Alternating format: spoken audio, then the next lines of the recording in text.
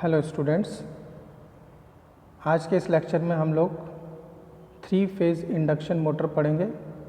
तो इससे प्रीवियस वाले लेक्चर में हम लोगों ने 3 फेज़ इंडक्शन मोटर का प्रिंसिपल स्टडी किया था, that is rotating magnetic field, मतलब RMF। उसका हमने पूरा डेरिवेशन देखा था। नाउ अब उसके बाद जो नेक्स्ट टॉपिक है वो है मेरा स्पीड एंड स्लिप। स्पीड, हमारी जो 3 फेज इंडक्शन मोटर है वो सिंक्रोनस स्पीड पे रन नहीं करती है, that's why sometime is called asynchronous motor. NS हमको पता है सिंक्रोनस स्पीड, जिसका फार्मूला है हमारा 120F/P। तो लेट अस अज्यूम कि सिंक्रोनस स्पीड है हमारी NS और हमारी इंडक्शन मोटर सिंक्रोनस स्पीड पे रन नहीं करती है, अदर देन सिंक्रोनस स्पीड पे रन करती है, may be below synchronous speed, may be above synchronous speed. तो उस स्पीड को बोलेंगे हम actual speed of 3 phase synchronous motor या actual speed of rotor, simply actual speed of rotor, और हम इसको डिनोट करेंगे NR से।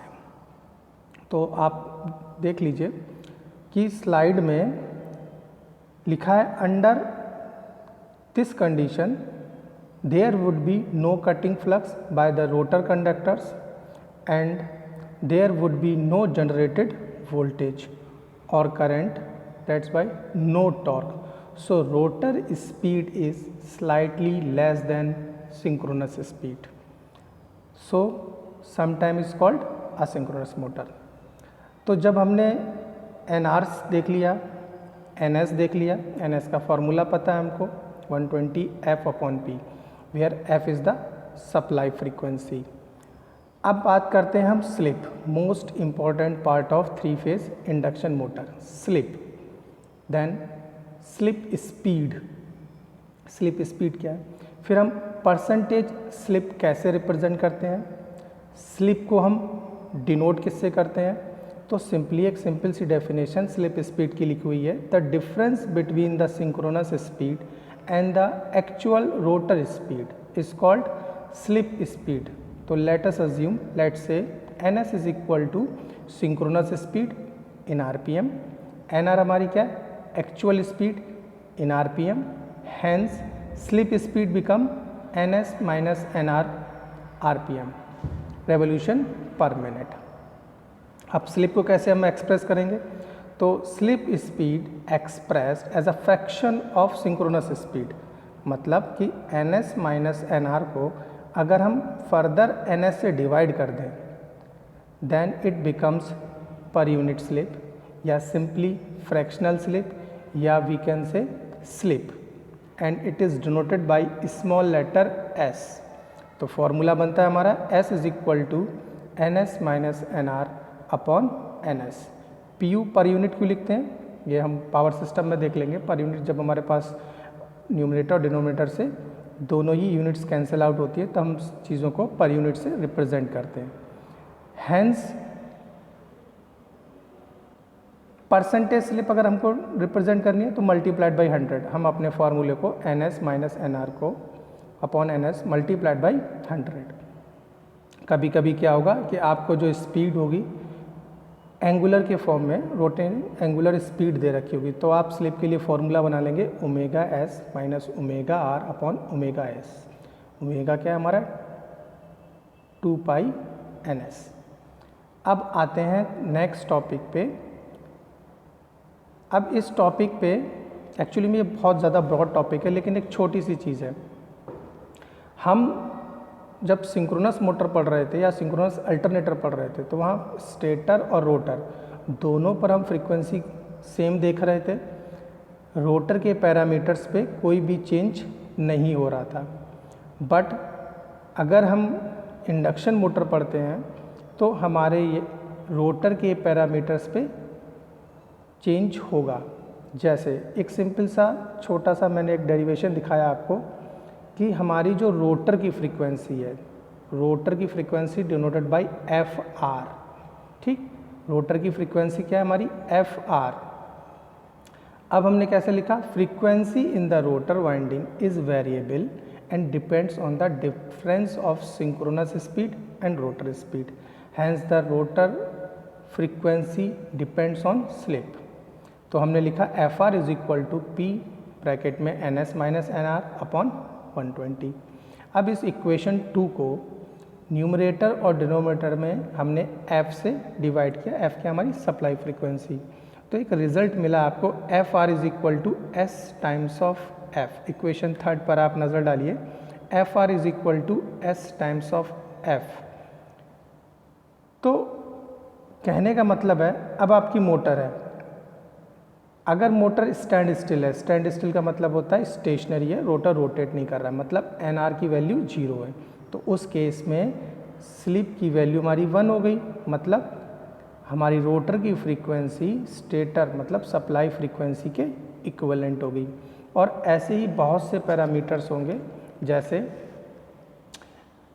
रोटर में इंड्यूस ईएमएफ, रोटर का रेजिस्टेंस और रिएक्टेंस, उस पर क्या इफेक्ट है स्लिप का, रोटर के इम्पीडेंस पे, रोटर के जो पावर फैक्टर है रोटर पर, उस पर क्या इफेक्ट होगा, और रोटर पे ही आपका जो करंट है उस पर स्लिप का क्या इफेक्ट होगा।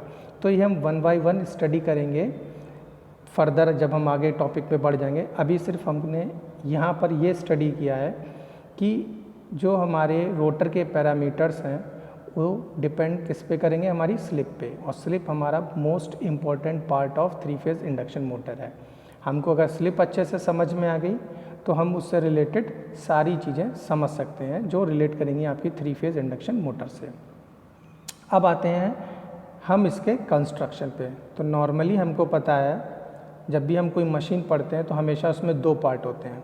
It has 2 parts, first one is stator, second one is rotor. Stator कौन सा पार्ट, जो स्टेशनरी होगा, mostly outer most part of the machine होता है। रोटर क्या हमारा, जो रोटेटिंग पार्ट हो। डीसी मशीन में हमने इसको आर्मेचर बोला था। जब हमने सिंक्रोनस पढ़ा तो ये हमारा कैसा हो गया, रोटेटिंग मैग्नेटिक फील्ड टाइप का, मतलब हमारा जो आर्मेचर था सिंक्रोनस मशीन में स्टेशनरी हो गया, और जो मैग्नेटिक फील्ड था वो रोटेटिंग इन नेचर हो गया। देन हम बात करते हैं, जब हमने स्टेटर रोटर पढ़ लिया तो हम बात करते हैं कि मटेरियल कौन सा चूज़ करना है। जैसे stator is built of high grade alloy steel. अब इसमें हम करते हैं लैमिनेशंस। तो लैमिनेशंस का एक ही आंसर होता है, to reduce the eddy current loss. Then the stator conductor are connected to form a 3 phase winding. हम उसमें वाइंडिंग करते हैं, तो वो वाइंडिंग आप जानते हो 2 तरीके से हो सकती है, या तो स्टार या तो डेल्टा कनेक्टेड, ये आपके ऊपर अभी। देन हम आते हैं रोटर पे। अब रोटर के लिए भी मटेरियल हम हाई ग्रेड स्टील यूज़ करते हैं, इसमें भी लैमिनेशन यूज़ करते हैं, क्यों, to reduce the eddy current losses. अब जैसे सिंक्रोनस मोटर या अल्टरनेटर में आपके रोटर्स 2 टाइप के थे, यहाँ भी जब हम इंडक्शन मोटर पढ़ रहे हैं यहाँ भी आपके रोटर 2 टाइप्स के हैं। First one is squirrel cage और सिंपली केज रोटर बोलते हैं। सेकंड आपका वुंड रोटर या wound rotor and also called slip ring rotor.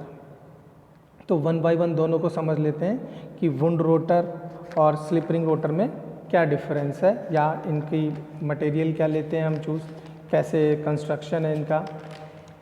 तो सबसे पहले बात करते हैं हम केज रोटर की या फिर स्क्वायरल केज रोटर। तो मैं ज़रा स्क्वायरल केज पे ज़रा ध्यान देता हूँ। केज मतलब एक पिंजरा टाइप का नहीं होता, जैसे जिसमें हम बर्ड्स वगैरह रखते हैं, कुछ ऐसा इसका कंस्ट्रक्शन होता है। तो वो कंस्ट्रक्शन मैं आपको दिखाने जा रहा हूँ, दिस वन। अब एक सिलेंड्रिकल क्या, it consist of a cylindrical laminated core with slots nearly parallel to the shaft axis. Each slot contains an uninsulated bar conductor of copper या फिर aluminium. At each end of the rotor bars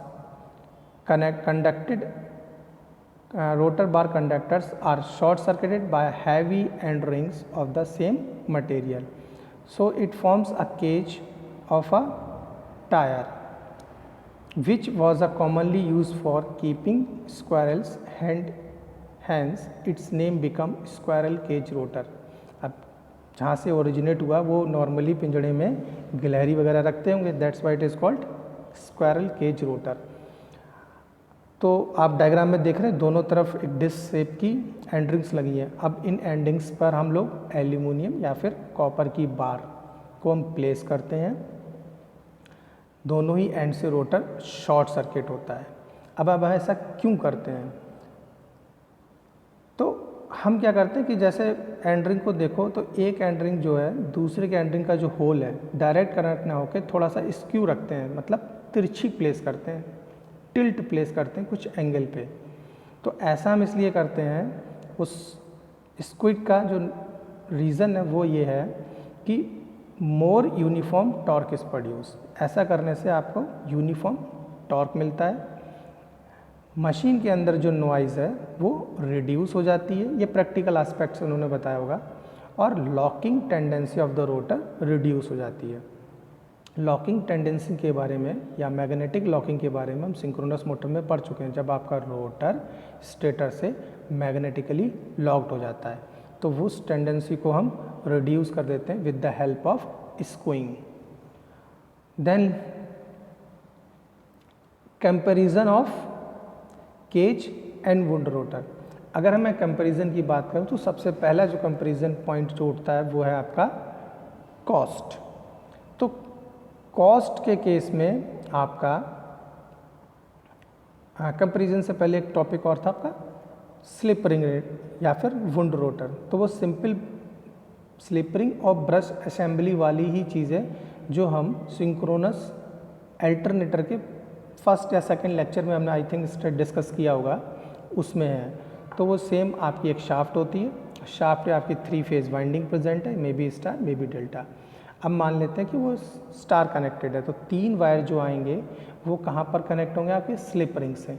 slip ring कहाँ place होंगी? आपकी side shaft पे ही, जो कि rotating in nature होंगी। अब इन्हीं स्लिप रिंग से आपके ब्रशेस, कार्बन ब्रशेस कनेक्ट होते हैं, और ब्रशेस कैसे हमारे? स्टेशनरी। अब इन ब्रशेस से हम एक्सटर्नल सर्किट को कनेक्ट कर सकते हैं। तो ये है हमारा वुंड रोटर या फिर स्लिप रिंग रोटर। दोनों के बीच में अब देखते हैं कंपैरिजन। तो सबसे पहला पॉइंट रहेगा हमारा कंस्ट्रक्शन का। कंस्ट्रक्शन ये बताता है कि अगर हम कंस्ट्रक्शन पॉइंट ऑफ व्यू से देखें तो जो मेरा केज रोटर है उसका कंस्ट्रक्शन एकदम सिंपल और आसान, और आपका स्लिप रिंग रोटर का है वो थोड़ा सा डिफ़िकल्ट, या फिर उसमें स्लिप रिंग चाहिए, ब्रशेस चाहिए। ठीक, दूसरे पॉइंट पे आते हैं जो कि हमारी कॉस्ट है। अगर सेकंड पॉइंट की बात करें कॉस्ट, तो हमारा जो केज रोटर है उसकी cost less than slip ring rotor है। तीसरा पॉइंट आता है हमारा लॉसेस का। तो हमारे केज रोटर में लॉसेस कम होते हैं और स्लिप रिंग रोटर में लॉसेस ज़्यादा होते हैं। इफ़िशियंसी की बात करते हैं तो हमारा केज रोटर है उसकी इफ़िशियंसी हायर है then slip ring rotor. After that हम स्टार्टिंग टॉर्क की बात करें तो स्टार्टिंग टॉर्क केज रोटर का कम है, बट स्लिप रिंग रोटर का स्टार्टिंग टॉर्क ज़्यादा है। देन हम बात करेंगे स्पीड कंट्रोल की, मोस्ट इम्पॉर्टेंट। केज रोटर में स्पीड कंट्रोल पॉसिबल नहीं है।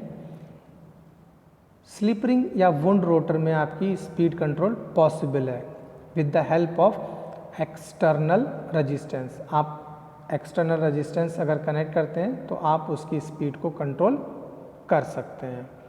तो ये था आपका डिफरेंस बिटवीन या कंपैरिजन बिटवीन केज रोटर और स्लिप रिंग या फिर वुंड रोटर। तो आज के लेक्चर में इतना ही। नेक्स्ट लेक्चर में हम लोग जो स्टडी करेंगे वो हम स्टडी करेंगे effect of slip on rotor parameters. Rotor parameters like rotor frequency, rotor induce EMF, rotor current, rotor power factor, rotor resistance, rotor reactance, rotor impedance. इन पर स्लिप का क्या इफ़ेक्ट है ये हम नेक्स्ट लेक्चर में स्टडी करेंगे। और हमेशा की तरह हम फिर से चीज़ों को एक बार रिवाइज़ करेंगे। तो मैं अपने पहले हेडिंग पे जाता हूँ जहाँ पर लिखा है स्लिप। तो हमने सबसे पहले स्पीड को समझा, दिस वन कि ns एक स्पीड है जिसे हम सिंक्रोनस स्पीड बोलते हैं। हमारी जो इंडक्शन मोटर है वो सिंक्रोनस स्पीड पे रन नहीं करती है, तो हमने उसकी स्पीड को nr बोला, जो कि एक्चुअल स्पीड ऑफ रोटर है। ns माइनस nr को हमने बोला ये हमारी स्लिप स्पीड है, और इसको हमने ns से डिवाइड किया, then it becomes slip. Then percentage की अगर हम बात करें तो मल्टीप्लाइड बाई 100, तो फॉर्मूला बना percentage slip s small s is equal to ns minus nr upon ns multiplied by 100। After that हमने इसी स्लिप का एक छोटा सा एक बताया कि कैसे रोटर के पैरामीटर्स चेंज होते हैं, स्लिप अपना कैसे रोल प्ले करती है। तो एक फॉर्मूला ड्राइव किया हमने, F R is equal to S times of F. Just suppose F हमारा 50 हर्ट्ज है जो सप्लाई फ्रीक्वेंसी है। लेट्स से कि जो हमारी स्लिप है वो 2% है। 2% का मतलब 0.2, तो 0.2 मल्टीप्लाइड बाई 50, तो एफ आर कितना निकल के आया 1 हर्ट्ज। तो रोटर की फ्रीक्वेंसी होगी आपकी 1 हर्ट्ज। सिमिलरली फिर हमने कंस्ट्रक्शन पढ़ा, स्टेटर डिफाइन किया, रोटर डिफाइन किया, दोनों के लिए हमने मटेरियल बता दिया। देन रोटर के लिए हमने मटेरियल डिफाइन किया, रोटर के टाइप्स डिफाइन किए। स्क्वायरल केज रोटर होता है, वुंड रोटर होता है। ठीक, स्क्वायरल केज रोटर को पढ़ा, उसे स्क्वायरल केज क्यों बोलते हैं और उसका स्ट्रक्चर क्या है, उसमें एंड रिंग्स क्या चीज़ होती हैं। एंड रिंग्स दोनों एंड से शॉर्ट सर्किट होती हैं, इसमें हम एक्सटर्नल रेजिस्टेंस ऐड नहीं कर सकते हैं। लेकिन हमने स्लिप रिंग रोटर के बारे में देखा, तो वहाँ पर हम एक्सटर्नल रेजिस्टेंस ऐड कर सकते हैं क्योंकि वहाँ पर कार्बन ब्रशेस हैं, स्लिप रिंग्स हैं। ठीक, दैन दोनों के बीच में हमने कंपैरिजन स्टडी किया कि स्लिप रिंग रोटर और केज रोटर में क्या कंपैरिजन है, विच वन इज़ बेटर और which one is not better, which one has high efficiency और which one has low efficiency. तो ये था आज का लेक्चर। नेक्स्ट लेक्चर में हम लोग स्टडी करेंगे effect of slip on rotor parameter. Till then, good bye.